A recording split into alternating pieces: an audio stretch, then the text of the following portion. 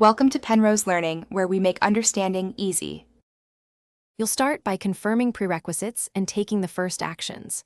Turn on Bluetooth and Wi-Fi, then bring your iPhone close to the HomePod.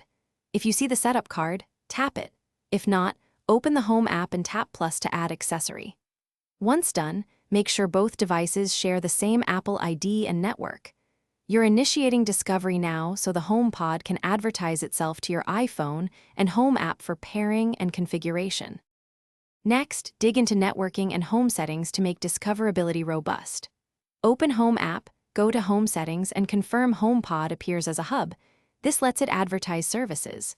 Make sure personal requests and remote access are toggled according to your preferences, because those change what the Home app expects.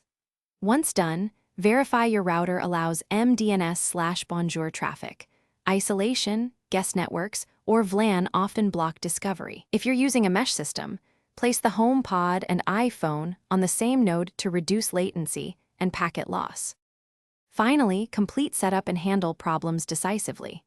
After configuring network and home settings, restart the HomePod and your iPhone to force fresh discovery. This clears transient Bonjour issues.